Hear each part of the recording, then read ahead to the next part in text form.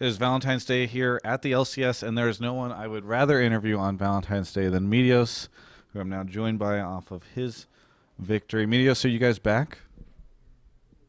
I don't think we're back because CLG and TSM are still probably better than us, but I guess things are looking up a little bit. I mean, I won't. We'll keep this mostly about Cloud9, but because you brought them up, you have any predictions for tomorrow? On the analyst desk, I said CLG, and I'll probably stick with that. They looked really good in scrims. We scrimmed them both this week, and we were doing all right versus TSM, but CLG was just pounding us, so probably CLG. Damn. Do you think that's like what most people believe?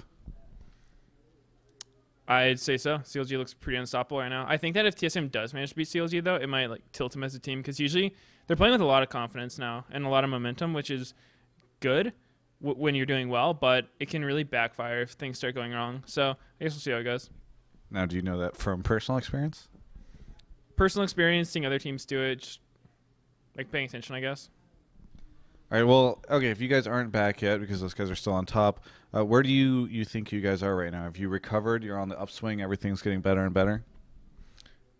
It's hard to say. It changes week to week. Like some days the scrims will be really good and other days will be awful. So I guess we're on an upward trend, but I don't think we're like some dominant team right now.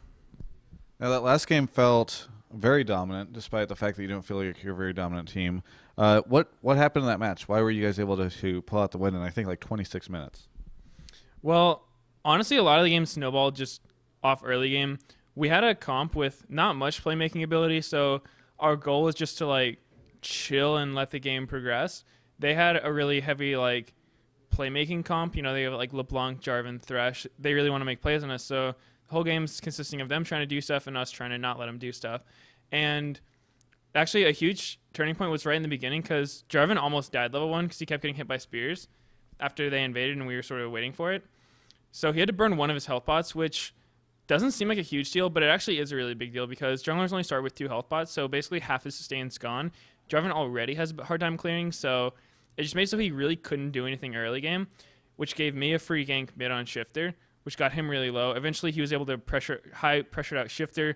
Jarvan tried holding mid, high all-in. Jarvan made him blow flash. So it's like this huge chain of events that all get started off one very small thing, like having to blow 1 health pot early game. So, and then obviously Jarvan had a flash, so I was able to kill him at Wraith. So it's these little things that add up. So early game advantages can snowball quite hard, and I think that's sort of what happened in that game. And then they went for a few plays, but I think we had good warding that game, and we were just, on top of not letting them make plays. So it was kind of a slow game, us just trying to avoid what they were doing. But then, obviously, when we did the Dragon Baron trade, it's a lot easier to siege once you have Baron.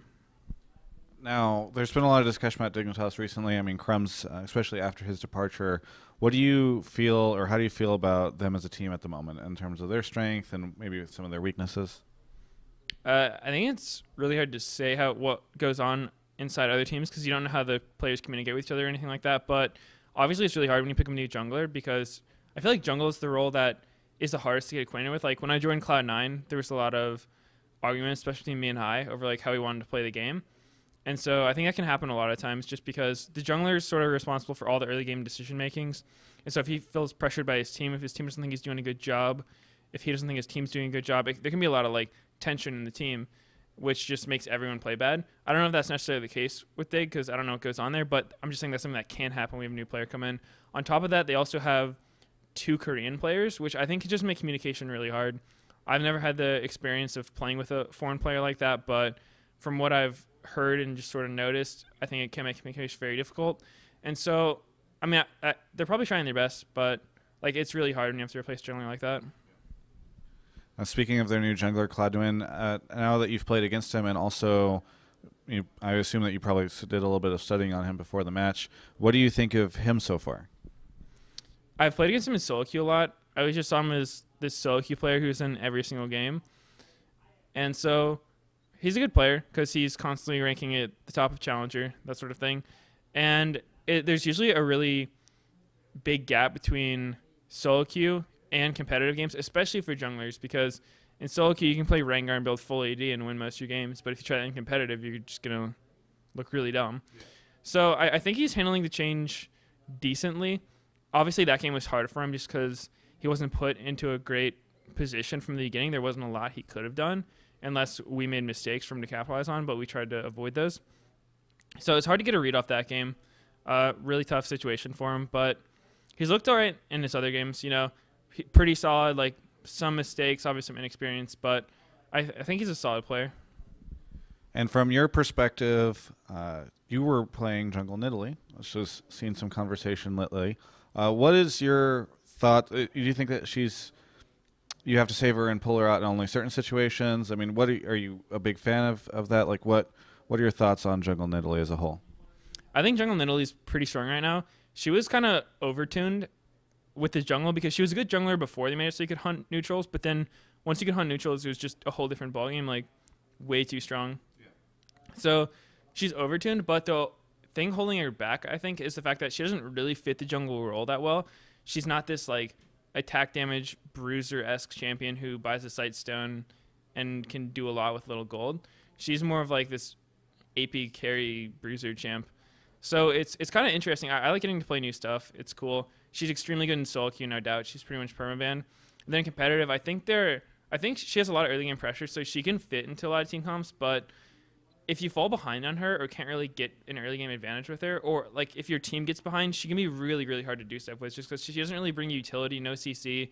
You have to hit spears, but if their jungler picks up an early Aegis and you're just sitting on no magic pen or anything, your spears won't do much damage. They'll dodge them. They'll just flash on your team, and then you just are sitting there like do an 80 health heal, throw a spear, miss, and then jump in, cat form, and die. So that's happened to me a lot, which happens. So I think she's okay. You mentioned that you actually really like playing her because it's kind of a new experience. Would you like to see more of these kind of maybe not intentionally or planned situations where like maybe a champion that's normally been associated with a different type of play style come into the jungle role? I think it's always cool to try new champions. I'm always looking for new junglers to play, try out just random stuff in solo queue all the time. But most of it's not really going to fit in competitive. So I do think it's cool when a new champion becomes viable for competitive for jungle, even though the only issue with it is it's just like one of these things that it's not going to last. She has to get nerfed. Like, there's no way that's going to stay a thing. So I'll enjoy it while it lasts. You'll help her get nerfed, yeah, I think. Either way, you have any other plans for Valentine's Day? Meteos, I've been asking all the pros what their plans are, and I'm sure everybody has big Valentine's Day plans despite the fact that you guys have games tomorrow. I don't really have any plans. I think we're just going to go over to Red Bull after this, unwind, play some solo queue or whatever, just get ready for tomorrow. Sounds like a romantic evening for all the Cloud9 players. Anything you want to say to any of the fans out there? Just as usual, I'd like to thank the fans for the support that they've continued to give us, even this split when we're not doing great.